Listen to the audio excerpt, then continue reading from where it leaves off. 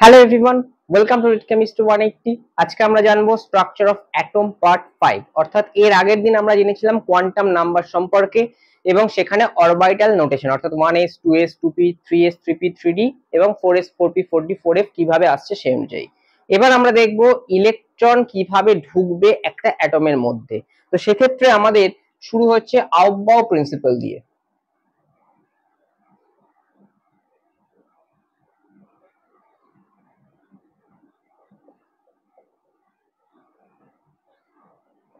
এই আউটবাউ প্রিন্সিপালে কি বলছে? বলছে যখনই একটা অ্যাটম গ্রাউন্ড স্টেটে থাকবে তার মধ্যে ফিলিং অফ অরবিটালস ইলেকট্রন দিয়ে হবে লোয়ার এনার্জি থেকে হায়ার এনার্জি অর্থাৎ ইনক্রিজিং এনার্জি অর্ডারে। তাহলে সেক্ষেত্রে আমরা লিখতে পারি in an atom in ground state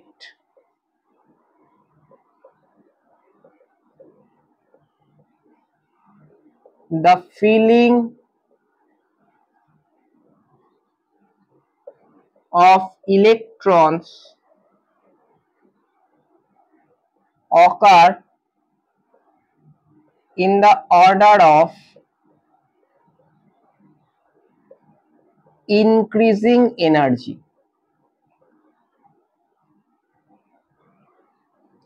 তার মানে কি? তার মানে lower energy orbital will be field first, that is lower energy orbital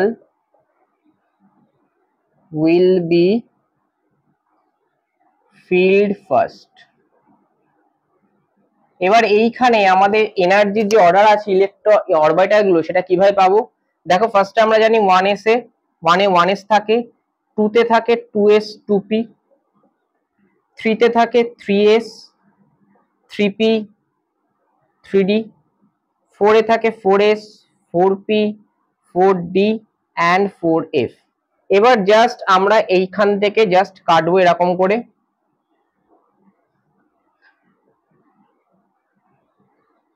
এবং এইগুলোকে জুড়ে দেব।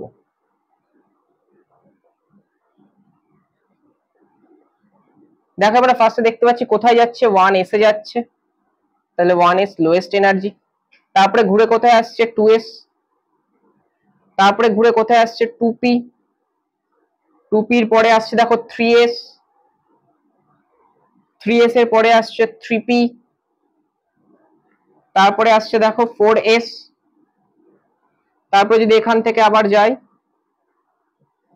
তারপরে আসবে আমাদের 3d। তো আপাতত এই অবধি মনে রাখলে হবে। ফার্স্ট ইলেকট্রন ঢুকবে 1s এ, তারপরে 2s, তারপরে 2p, তারপরে 3s 3p 4s 3d। এবার s এ ম্যাক্সিমাম ইলেকট্রন থাকতে পারে কটা? দুটো। p তে অরবিটাল 3টে, তাহলে ম্যাক্সিমাম থাকতে পারে 6টা। d তে থাকতে পারে ম্যাক্সিমাম 10টা, আর f এ থাকতে পারে ম্যাক্সিমাম 14টা। এবার যদি আমার একটা অ্যাটম দেয়া থাকে সাপোজ ক্লোরিন, ক্লোরিন 17, তাহলে কিভাবে ইলেকট্রন ঢুকবে? 1s এ দুটো ঢুকবে, 2s এ দুটো ঢুকবে, 2p তে 6টা। দেখো এখানে 10টা হয়ে গেল, পড়ে আছে 5 7টা, তাহলে 3s দুটো 12টা, আর 3p তে 5টা। তো এইভাবে কিন্তু আমরা ইলেকট্রন কিভাবে ঢুকবে একটা অ্যাটমের মধ্যে সেইটা কিন্তু খুব সহজেই করে ফেলতে পারবো। এবার যদি আমাদের এনার্জি অর্ডারে সাজাতে বলে তাহলে আমরা কিভাবে করব?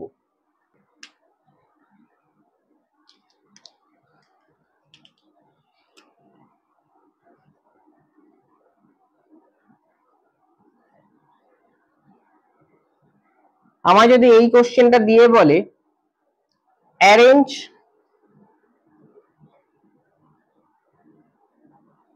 In decreasing order of energy, এবং এখানে অপশন দিইনি আমি, কিন্তু এটা exactly same question of NEET 2019।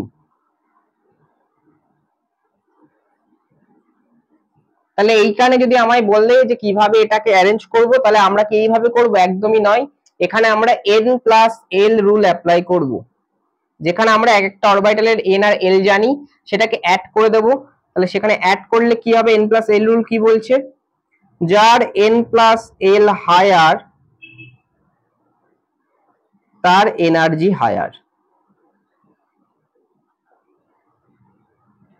এবার অনেক ক্ষেত্রে দেখতে পাবো যে দুটো অরবিটালের n+l সেম হয়ে গেছে, তাহলে সেক্ষেত্রে যার n হায়ার তার এনার্জি হায়ার। দেখো এবার যদি এটা সলভ করি 4f হবে এটা,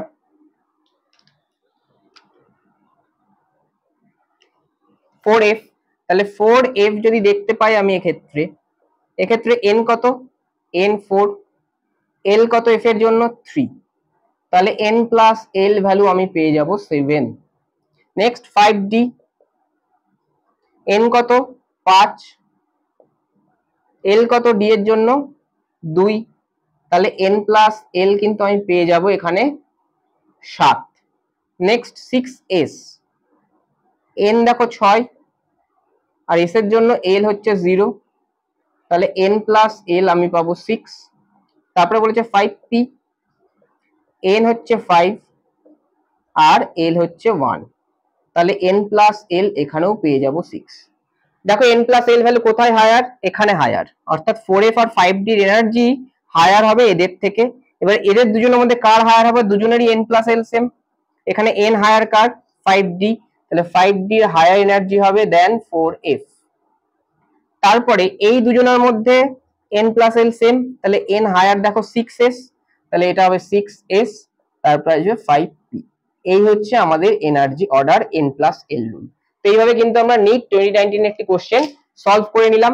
এরপরে আমরা দেখব হুমস রুল এবং পাউলিস এক্সক্লুশন প্রিন্সিপাল। তো এবার আমরা দেখব হুমস রুল। হুমস রুলে কি বলেছে, একটা সাবশেলে যখন অরবিটাল গুলো ফিল আপ হবে ইলেকট্রন গুলো ম্যাক্সিমাম অ্যামাউন্ট টেন্ডেন্সি থাকবে আনপেয়ার্ড থাকার এবং সেম স্পিনে, এবং পেয়ারিং তখনই হবে যখন প্রত্যেকটা অরবিটাল সিঙ্গলি ফিল্ড হয়ে যাবে। তাহলে electron infilling of subshell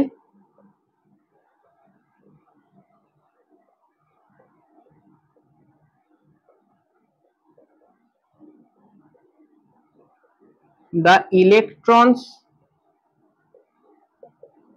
have tendency to occupy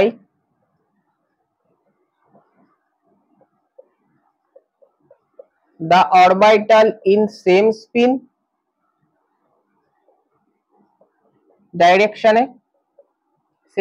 direction and unpaired as far as possible, অর্থাৎ যতক্ষণ পসিবল ততক্ষণ পর্যন্ত তারা আনপেয়ার্ড থাকবে এবং তারা সেম স্পিনে অকুপাই করবে। Pairing occurs only after each orbital is occupied, অর্থাৎ প্রত্যেকটা অরবিটালে যখন ইলেকট্রন ভরে যাবে তখনই পেয়ারিং হবে।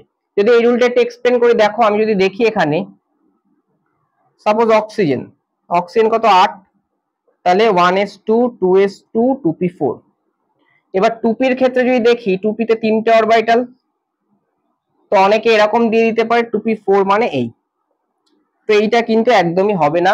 এই রুল অনুযায়ী 2p4 হবে প্রত্যেককে সিঙ্গলি অকুপাইড সেম স্পিনে এবং তারপরে গিয়ে পেয়ারিং হবে। তো এইটা হচ্ছে হুমস রুল।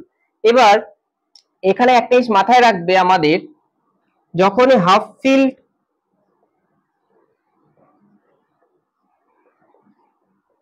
and completely filled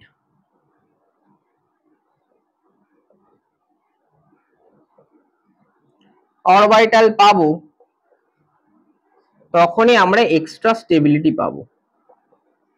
এটা কেন বললাম, এটা দুটো এক্সাম্পল দিয়ে বলবো। দেখো ফার্স্ট অফ অল আমি স্ক্যান্ডিয়ামের যদি আমি ইলেকট্রনিক কনফিগারেশন করি তাহলে হবে 1s2 2s2 2p6, স্ক্যান্ডিয়াম 21, তাহলে এখানে 10টা হয়ে গেছে। 3s2 3p6, আমরা ওই অব্যাহতে শিখেছি পরপর এনার্জি অর্ডার, দেখো 18টা হয়ে গেছে। 3p এর পরে এনার্জি অর্ডারে আমার 4s আসছিল, তাহলে 4s2 হবে 20টা, তারপরে 3d1।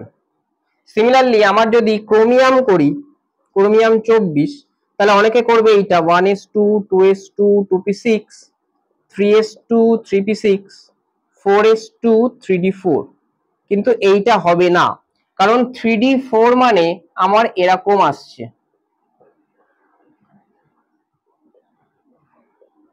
কিন্তু এক্সট্রা স্টেবিলিটি কিসে পাবে? হাফ ফিল্ড 3d5 এ, অর্থাৎ এই যদি 3d5 হয়ে যায় তাহলে এক্সট্রা স্টেবিলিটি পাবে।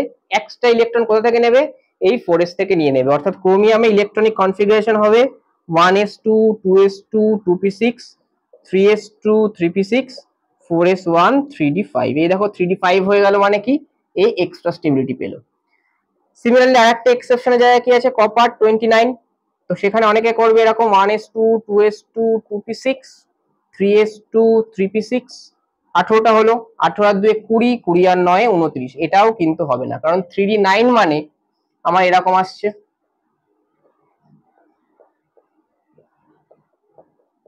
এই হলো 5 6 7 8 9, একটা ইলেকট্রন পেলে ফুলফিল, তো এস এর থেকে একটা ইলেকট্রনও নিয়ে নেবে, তাহলে অ্যাকচুয়াল ইলেকট্রনিক কনফিগারেশন হবে 1s2 2s2 2p6 3s2 3p6 4s1 3d10, কারণ এটা হচ্ছে extra stability due to half filled and due to completely filled. এটা কিন্তু আমাদের মনে রাখতে হবে, দুটো এক্সেপশনের জায়গা আছে। Next, Pauli's exclusion principle. Pauli কি বলেছিল? পাউলি বলেছিল কোনো দুটো ইলেকট্রনের সেম সেট অফ 4টে কোয়ান্টাম নাম্বার হবে না। No two electrons in an atom will have the same set of 4 quantum numbers, অর্থাৎ 4টে কোয়ান্টাম নাম্বার কখনোই কোনো দুটো ইলেকট্রনের সেম হবে না। ফর এক্সাম্পল, যদি আমরা এখান থেকে ক্লোরিন একটা এক্সাম্পল দেখি, ক্লোরিন 17, দেখো 1s2 2s2 2p6 3s2 3p5। এবার পি এর যদি আমি যে কোনো দুটো ইলেকট্রন নিই, তাহলে 3p5 মানে কি হচ্ছে? এ হচ্ছে 3p5।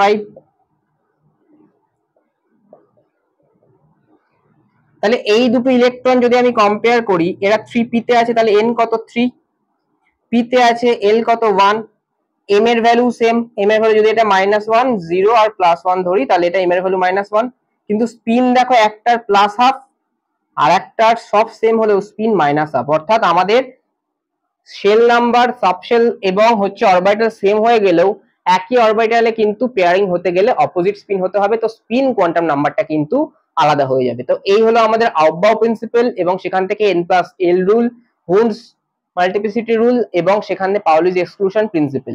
এরপরে আমরা শেষ পার্টটা জানবো, সেটা হচ্ছে নোডস এবং নোডস বার করা। সেটা হলেই আমাদের অ্যাটমিক স্ট্রাকচার শেষ হয়ে যাবে, এবং আশা করব তোমাদের অ্যাটমিক স্ট্রাকচার থেকে আর কোনো সমস্যা থাকবে না। তো এবার আমরা জানবো নোডস সম্পর্কে। নোডস কাকে বলে? নোডস হচ্ছে অরবিটালের সেই জায়গাটা যেখানে probability of finding electrons is 0, অর্থাৎ ইলেকট্রন পাওয়ার প্রবাবিলিটি নেই। এবার নোডস সাধারণত দু ধরনের হয়, একটা হচ্ছে রেডিয়াল নোডস আর একটা হচ্ছে অ্যাঙ্গুলার নোডস। কোন একটা অরবিটাল দিয়ে বললো রেডিয়াল নোডস বার করো, অ্যাঙ্গুলার নোডস বার করো, তাহলে রেডিয়াল নোডস হবে কোন ভ্যালুটা? এল এর ভ্যালু, অর্থাৎ এল এর যে ভ্যালুটা পাবো সেটাই হচ্ছে রেডিয়াল নোডস এর ভ্যালু, ততগুলো রেডিয়াল নোডস থাকবে। আর অ্যাঙ্গুলার নোডস বের করার ফর্মুলা হচ্ছে n-l-1। তাহলে টোটাল নোডস কি হবে? n-l-1 প্লাস l, অর্থাৎ রেডিয়াল প্লাস অ্যাঙ্গুলার, l আর মাইনাস l কেটে যাবে, n-1। নাও PYQ একটা সলভ করব।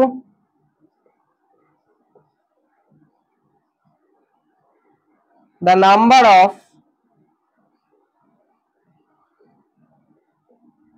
radial nodes and angular nodes